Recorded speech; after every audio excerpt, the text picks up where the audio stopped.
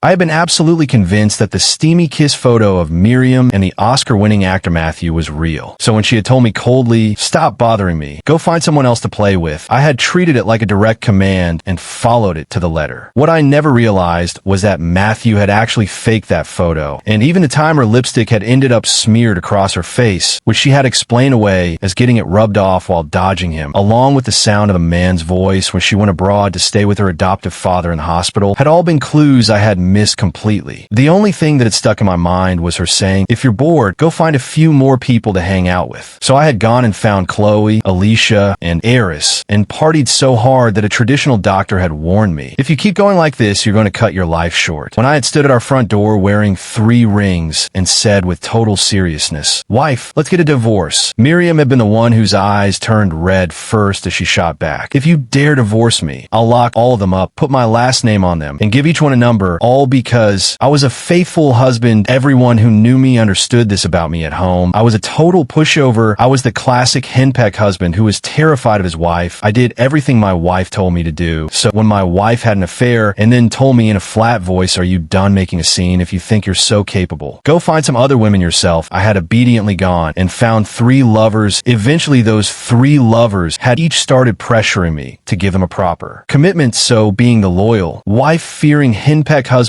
that I had respectfully and properly brought up divorce to Miriam. But what I never saw coming was this: Miriam had told me that she had actually fallen in love with me, and she absolutely refused to agree to a divorce no matter what. She had been crying as she washed my underwear and said, "You can bring all of them to live here. The 5 of us can all live together if you want, but divorce is absolutely out of the question." So I had listened to my wife and did not divorce her, and I brought all 3 of them back to live in our house. I was just a faithful husband who did whatever his wife said. So where exactly had I gone wrong in the 7th year of being together with Miriam? I had finally married her and brought her home just when I was overjoyed and was planning to settle down with my wife into a stable life with a house, a bed, and children. Miriam had gone and had an affair. The photo of her kissing the Oscar-winning actor Matthew had shot straight to the top of the trending list on Twitter. The instant I had laid eyes on that photo, my brain had started buzzing like I'd been hit by lightning furious. I had rushed to find her and demand an explanation. She had rolled her eyes and said impatiently, "Jason, what is it this time? Enough already. If you think you're so capable, go find yourself a woman and have some fun. Just stop pestering me all the time with you." I had just stood there staring blankly at Miriam. What she had said was completely shameless. How could I possibly just go out and find some random woman like that? Just picking up some random woman to fool around with that was something I could never bring myself to do. The problem with someone like me was that I was just too obedient. I was soft-hearted and always did what my wife said. So almost without thinking, I had gone to find Miriam's best friend Chloe. Removed. Chloe Davis was known in high society as the ultimate ice queen. Everyone knew she was cold, aloof, and proud. She had impossibly high standards and zero interest in men. When I texted her, my palms had been soaked with sweat. I had typed and deleted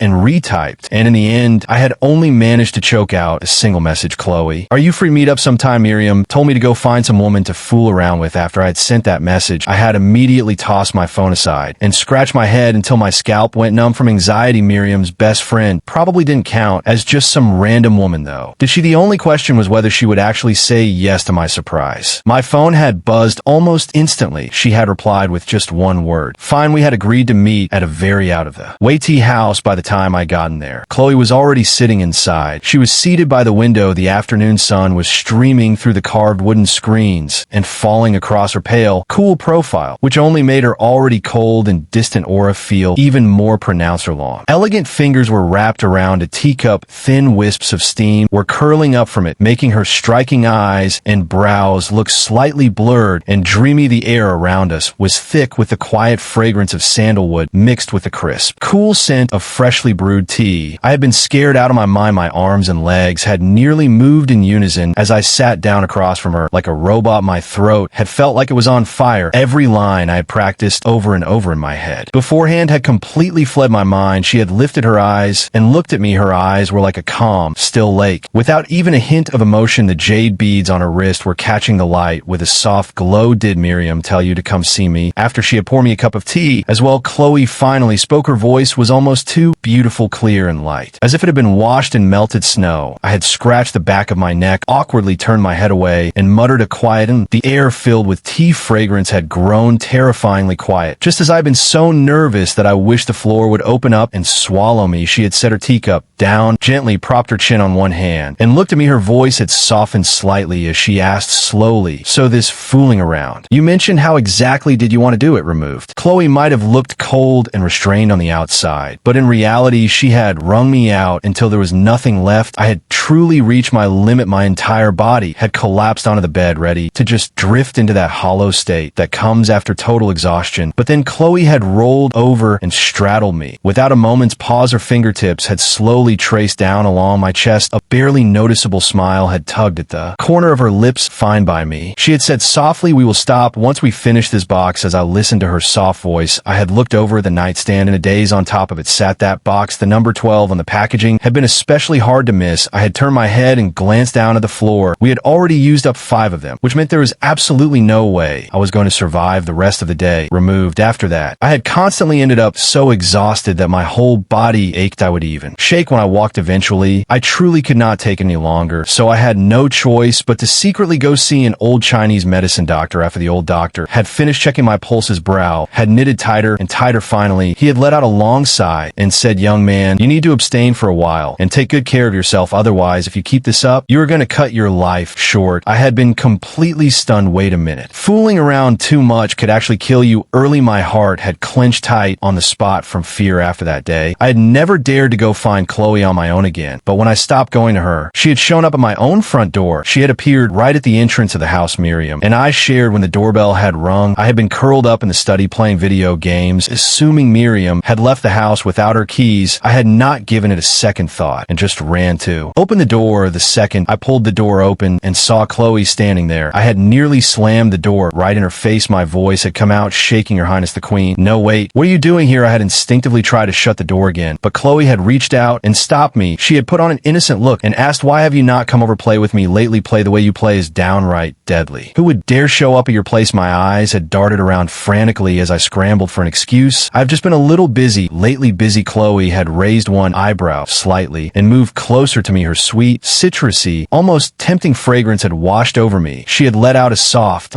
"So busy you cannot even return my calls." I had quickly stepped back half a step, my heart racing so fast it felt like it might burst. The old doctor's warning about shortening my lifespan had been spinning wildly through my mind. I had swallowed hard. "Chloe, I do not think this between us is very appropriate." I had forced myself to try to reason with her. What happened that day was just a momentary impulse. From now on, we should from now on you should what exactly? She had cut me off without hesitation. The corners of her lips had lifted slightly, but her tone had left no room for argument. "Did your wife not tell you to go out and fool around?" The moment Chloe had brought up Miriam, I had immediately deflated like a balloon that had just been popped. That was right. I was just an obedient, faithful husband. My own wife had told me to do this with her own mouth. How could I ever disobey what she said? But the problem was I was genuinely terrified that she was going to screw me to death, just as I'd been caught in that impossible situation. Miriam's confused voice had suddenly come from behind me. "Chloe, what are you doing here?" Removed. It turned out Miriam had never actually left the house. The shock had nearly sent my soul flying out of my body. I had spun around as if I'd been jolted by electricity. My throat had gone tight. That overwhelming sense of guilt from being caught in the act had flooded through me. But Chloe had been completely unshaken. She had turned slightly and looked at Miriam, who was coming down the stairs. Her tone had been so natural, as if she really had just stopped by because she was in the area. I was just passing by her house, so I thought I would drop in and see you had a quick chat with Joey at the front door. As she said that, her eyes had flicked toward me in a way that seemed almost accidental. My back had gone instantly rigid, but Miriam had not sensed anything strange at all. She had said offhandedly as she came down the stairs, "What is there even to talk about with him? He is so dull and boring that I cannot stand listening to him." If this had happened in the past, those words would have felt like knives stabbing into my heart one after another. But at that moment, I had only one thought in my head: please do not let Chloe blurt out some horrifying truth. Chloe had not said anything in reply. She had just looked at me. A faint, almost invisible smile had seemed to flicker across her lips and then vanished just as quickly. Miriam had slipped on her shoes and walked over and naturally linked her arm through mine. She said to Chloe, "My little sister just got back from overseas. Since you're already here, why do not we all have dinner together tonight? I will invite Alicia and the others as well." Having her hold onto my arm like that, my entire arm had gone stiff and rigid out of an awkwardness I could not quite explain normally. Miriam rarely clung to me so intimately in front of other people, but for some reason today, Chloe's eyes had lingered on the hand Miriam had wrapped around my arm for a full 2 seconds before she had looked away away as if nothing had happened and replied, softly, sure, removed. Dinner had been arranged at a very private restaurant that only took reservations from regulars besides Miriam, Chloe, and myself. There were also their high society, close friends heiress, Alicia, along with Miriam's own little sister. While we were eating, I kept feeling like from 3 different directions, 3 distinct sets of eyes were glued to me. Yet every time I raised my head, the 4 women across the table were all chatting away like nothing was wrong. Not a single one of them was even looking my way. Was I just imagining things? I had taken another quiet look around. It was true. No one was looking in my direction. I really was just overthinking it. So I had lowered my head and gone back to eating. Once I had finished the soup in my bowl and was just about to go get myself another bowl, a steaming bowl of soup had already been set down in front of me. It was Miriam. She had been carrying on a conversation with the person beside her, and as if it were second nature, had ladled me a bowl of soup. I had been caught off guard at home. When had I ever been treated like this? This was practically a gift from heaven. I had quickly whispered my thanks. Thank you, honey. My voice had not been very loud in theory. Only Miriam, who was sitting right next to me, should have been able to hear it, but the other 3 women across from us had all stopped talking at the exact same moment and turned their heads in perfect unison to stare at me. The look in their eyes was as if the person I had just called honey could have been any one of. The 3 of them, their expressions had all been oddly strange in a way I could not quite put my finger on. There was something in their eyes that looked like hungry wolves sizing up their prey. I had instinctively shrunk back and quickly dropped my head to keep pushing the food around on my plate. Miriam, however, had been put in a wonderful mood by me calling her honey. She had started doting on me even more, putting food on my plate, pouring me water, not stopping for a moment. She had also noticed the other 3 sneaking glances in my direction, so she had laughed and joked, what is wrong, jealous of how well my husband and I get along? Then you 3 should hurry up and find someone to marry to. Alicia and Eris had not replied, but I had noticed they ended up looking at me even more than before. As for Chloe, she had just barely curved the corner of her lips. Her smile had held a subtle, barely noticeable sadness. She had said softly, I want to get married too, but the person I love has already taken. The moment those words left Chloe's mouth, the entire table had fallen silent. For 2 seconds, I had nearly fallen right off my chair. There was no way she meant me. Right? Miriam had snapped out of it first. Her perfect brows had knitted together slightly. She had shot me an impatient look, a grown man who cannot even sit still after saying that. She had turned back to Chloe and joke, you really are hopeless falling for a married man of all people, but who cares? It does not matter if his wife does not approve as long as he agrees himself. Miriam had nudged Chloe with her elbow. Her tone had been encouraging. Let me tell you something. If you swing your pickaxe hard enough, no wall is unbreakable. There is no such thing as an unbreakable marriage, only a homewrecker who does not try hard enough. The moment Miriam had finished speaking, Chloe had looked at her with a knowing glance and then nodded slowly. You are right. Mary, Alicia, and Eris had both nodded thoughtfully as well, as if in agreement. Then they had each taken one of Miriam's arms and pulled her in, affectionately complimenting her outfit and how nicely done her nails were. Miriam had been over the moon from all the praise she had started telling them which designer she was wearing and recommending her nail tech, and had even turned to brag to me. This is the kind of intimacy that only women understand. I had forced a smile and did not dare say another word because underneath the table 3 long, slender legs were subtly rubbing against me. Removed. As we were finishing up the meal, Miriam had stood up and headed to the bathroom. I had finally allowed myself a quiet sigh of relief. I had immediately looked down under the table. Underneath the table, those 3 women's 6 legs were all perfectly proper, each one placed perfectly in order. A giant question mark had instantly appeared in my mind. Was I imagining things again? But that feeling from just a moment ago had been as real as it gets. There was no way it had been my imagination. While I had been lost in my chaotic thoughts, Chloe had suddenly picked up a piece of stir-fried chives with her fork and placed it in my bowl. She said lightly, I noticed you've been going for this the whole time. With that one sentence, she had immediately drawn the attention of both Alicia and Eris. Their eyes had started darting back and forth between me and Chloe. Cold sweat had started streaming down my back, afraid that they had figured something out before I could even come up with a way to cover for myself. Alicia had made the first move. She had put a piece of sweet and sour mandarin fish into my bowl and said with a bright smile, you went for this fish 6 times just now. You must really love it. I had stared back at her, completely lost hold on. How had she kept track so precisely before I had even recovered from that shock? Eris had already pushed a small plate in front of me. On it sat a whole crab. The shell had already been meticulously removed and the meat was laid out neatly inside of mine. Instead, she had said in a soft voice, if you like it from now on, I will handle all the shelling for any crab you want to eat. Her smile had been innocent and sweet, almost cute, but I could not bring myself to say anything at all. What on earth was happening? I had felt very clearly that I was walking step by step right into some kind of pit pit removed. After that, it was like the three of them were having a secret competition, each of them taking turns piling food onto my plate. They never even gave my plate a chance to be empty by the end. I genuinely could not eat another mouthful on top of that. Miriam had been gone to the bathroom for what felt like ages. I had even started to worry that she might have fallen into the toilet. So I had quickly found an excuse to slip out and see what was going on. The moment I stepped out of our private room, I had immediately felt a sense of relief wash over me. I had made my way down the hallway looking for her, and there she was on the terrace along with the smear of lipstick around her mouth. I had completely lost it right then and there. How passionate did a kiss have to be to end up looking like that? My throat had gone tight and my voice came out trembling. Miriam, why are you treating me like this? I do everything you tell me to, and you go behind my back the nicer I am to you. The less you seem to care. I genuinely love my wife. I always put her first in my heart. I had been racking my brain and still could not understand what had I done wrong. Was I just not obedient enough? Seeing how upset I was, Miriam had instinctively taken a couple of steps toward me, as if she wanted to say something in her defense, but then she had stopped for no clear reason. The flustered look on her face gradually gave way to irritation. It is not what you think. Besides, did I not already tell you to quit pestering me? If you have nothing to do, go find a few more people to hang out with. And with that, she had turned and walked back without another word. I had hurried after her. Honey, if I do everything you say, can you love me a little more? Fine. Miriam had thrown the word over her shoulder without looking back, leaving me standing there all by myself, staring blankly after her disappearing figure. So the reason she had cheated was truly because I still was not obedient enough. I had made my way back in a fog. Suddenly, a door off to my side had been yanked open from the inside. A hand had grabbed me and pulled me into a dark supply closet. My internal alarm had gone off. I had instinctively reached out to grab whoever it was. The softness that my fingers met had stunned me for half a second. In the next moment, Jason, it is me. Alicia's voice had come out of the darkness. In the darkness, my ears had been sharper than ever once I realized it was her. I had quickly let go. Her voice had been soft and tempting. Each word had traveled from my ear straight to my chest, leaving a tingling numbness. I could not help but think back to what Miriam had said, telling me that if I was bored, I should find some people to fool around with. I was just a faithful husband. I did whatever my wife told me to do, feeling both helpless and resigned. I had asked Alicia in a low voice, can you fool around with me? Her voice had come out trembling slightly. Do you even know what you were saying? I know. I'd taken a deep breath when she did not answer. For a while, I had started to pull back. If you do not want to, it is okay. I will go find someone else. I wanted. Before I could even finish what I was saying, Alicia had already cupped my face and kissed me. That kiss had been fierce and desperate, not the least bit gentle. I had gradually started to give into it as well, allowing the kiss to deepen more and more. But just as things were about to progress even further, I had come to an abrupt halt. This was not good. Alicia's whole body had been burning up like she had a fever. Her voice had come out hoarse and breathy. What is it? I had nearly started crying from panic. I do not have a condom. She had let out a soft laugh and moved even closer. But leaving things like this, are you not going to be in agony? Of course. I was. The bow was fully drawn, but the arrow could not be fired in a moment like this. Who could just stop on command like that? In the next second, she had slowly lowered herself to her knees. My breath had caught in my throat. In that instant, my world had turned upside down. It was as if a song was echoing in my ears. Love is like a hungry wolf with false sweetness on its tongue. If you come close, just looking for fun, you will soon see its fangs. She had blocked the dim light, the shadows, tracing a curve along her shoulder as sparks flew through the darkness. Desire had slowly thickened in that small confined space. A heart that was already battered and full of holes already seemed unable to handle any more turbulence. But with just a curl of her finger, she had sent electricity across my skin, igniting it. Inch by inch, heat had raced up from the bottom of my feet. In the presence of such beauty, a man's brain quickly turned to mush. Even a man who considered himself respectable would willingly throw himself into the flames, letting that hazy smoke of temptation envelop him completely. And then her lips had joined in two, putting the very last of my self-control to the test. Removed. Half an hour later, Alicia and I had stumbled out of the supply closet, both of us a bit disoriented. I had lowered my voice and told her, wipe your mouth and your hands. I had just passed her a tissue when a cold, dark voice suddenly came from nearby. What are the two of you doing? I had turned to look. On pure instinct, it was Eris. She had been standing at the end of the hallway with one hand on her hip, her expression unreadably dark. Those eyes that bore a slight resemblance to Miriam's were locked tightly on Alicia and me, especially the glasses clipped to Alicia's shirt collar, and her hair that was pulled up high. My heart had seized up so hard it nearly leaped out of my throat. We are not doing anything. I had quickly crumpled that tissue in my fist and shoved it back into my own pocket. We just happened to bump into each other. But Alicia had been far more composed than I was. She had pulled her hand back naturally and casually tucked a loose strand of hair behind her ear and put her glasses back on, without a second thought meeting Eris's probing stare, a relaxed smile even played on her lips. We were just having a little chat. What is it, Eris? Did you need something from us? Eris had taken 2 steps closer, her eyes sweeping between the two of us, eventually settling on my eyes that could barely look back at her. Nothing. The corner of her mouth had curled up slightly, but there was no trace of smile. Jason, it is getting late. Take me home, I had blurted out without thinking. All right, let's go. Without a second thought, I had started to follow Eris, but Alicia had grabbed my arm before I could move. She had let out a quiet laugh and looked at Eris. Eris, your place is so close to here, you still need an escort. It would not even take 5 minutes to walk home. Unlike me, I live far away and did not bring my car. Maybe I was just being paranoid, but the second she had said that, I had felt the energy between them snap tight in an instant, like 2 swords that had just been unsheathed. Eris's lips had parted slightly. The look she shot Alicia had gone ice cold. So what? Are you incapable of calling cab? Alicia had just offered a faint smile. You forgot I live in the same building complex as Jason. We are going the same way. She had then leaned in slightly close to Eris's ear and let out a quiet mocking laugh. Little girl, you want to fight me for him? Come back when you are older with that. Alicia had not even bothered to check Eris's reaction. She had just grabbed me and pulled me out the door. I could not stop myself from looking back at Eris. She had remained where she was standing and did not follow. Her gaze had stayed locked on me. Her emotions were so tangled that I could not read them at all. There was hurt, jealousy, and even something that looked like resentment. Removed on the drive home, Alicia had not spoken a single word. She had just sat sideways, leaning against the window, gazing out the window in silence the entire way. Lost in her thoughts, she had only spoken once during the drive, asking me to pull over for a moment so she could run into a store. I had been distracted and had not thought anything of it. Once we had pulled into the underground garage and parked, I had just started to undo my seatbelt when Alicia had suddenly taken hold of my hand. She had flipped her palm open and there was a small box sitting in her hand. She had looked at me and asked, do you want to finish what we started earlier this time? The song playing in my head had been the club remix, and it had felt like that song was stuck on repeat in my brain for 4 solid hours. Once everything had finally settled down, Alicia had smoothed out her skirt, slipped her purse over her shoulder, and got out of the car first right at that moment. Another car had slowly pulled into a space nearby. It was Miriam. She had clearly just come back from a business dinner with drinks and had clearly had too much to drink. Her driver had parked and opened her door for her from the other side. Miriam had climbed out, swaying on her feet. Alicia. Miriam had squinted and focused her eyes for a few seconds. Why are you in Jason's car? Alicia had answered without missing a beat. We were headed the same way. So Jason gave me a lift, seeing that I had also gotten out. She had turned and added, thanks so much. Jason. Miriam had nodded groggily, completely unaware that a full 5 hours had gone by since we had finished dinner. She had let out a small sound. Do not bother being polite to him. He is a grown man. That kind of thing is his job anyway. I had just put one foot on the ground when I heard that my eyes had started darting around involuntarily. I had felt so guilty that I could not look anyone in the eye. So I just cleared my throat. Nothing important. Just a small favor. Alicia had let out a small laugh. It had been light and natural, as if the person who had been completely out of control in the car moments ago had never been her at all, as if that person had never been her from start to finish. All right, you should head home now. Miriam had rubbed her temples and said, I need to go home with my husband too. She had slumped against me. I had quickly grabbed her to keep her steady and heard her mumble, let us all hang out again sometime. With that, Miriam had looped her arm through mine and we had stumbled our way toward the house. I had not even had a chance to glance back at Alicia before the door behind us had slammed shut with a loud bang. Removed. It had taken everything I had to half drag, half carry the drunk Miriam back to the bedroom and lay her down. She had genuinely had way too much to drink the moment she had laid down flat. She had been so drowsy that she was about to fall asleep. She had mumbled in a daze, honey, I really do love you so much. When I had heard her say that, I had been so moved that my eyes had welled up. So that was it. As long as I did what my wife said, she would love me a little more. I had made a quiet decision right then. From then on, I would be even better and listen to her even more carefully. That way, she would love me even more. Removed. The next morning when I had woken up, the spot next to me had already been empty. Miriam had gotten up and left some time without me noticing. I had instinctively grabbed my phone to check the time. It was exactly 7 in the morning, and that was when I noticed Chloe had sent me a bunch of messages the night before. Chloe had asked, where did you go? Did you leave with Alicia? Was there something I did that you did not like? You can tell me straight. If I did something wrong, do not ignore me and do not stop coming to see me. All right. The messages had kept coming one after another. The more I scrolled down, the more graphic they had gotten. I had not dared to respond at all. I had quickly closed out of our chat the moment I had done that. I saw that Alicia had also texted me telling me to drink more goji berry tea and take good care of my kidneys and overall health. After I had finished getting ready, I had headed downstairs. I had been wearing nothing but a pair of loose lounge shorts, still half asleep when I had reached the top of the stairs. I had frozen in place, my eyes had been drawn to the living room. Eris had been sitting on the couch, holding a cup of coffee, watching TV as if she had nothing better to do. When she had seen me, she had greeted me like it was the most natural thing in the world, as if she had already made herself completely at home. Eris, what are you doing here? I had blurted out in shock. She had smiled at me sweetly. I just got back from overseas living by myself. Is a bit scary. When Miriam heard about it, she told me move in here and stay with you guys. Move in, I had stammered, completely caught off guard.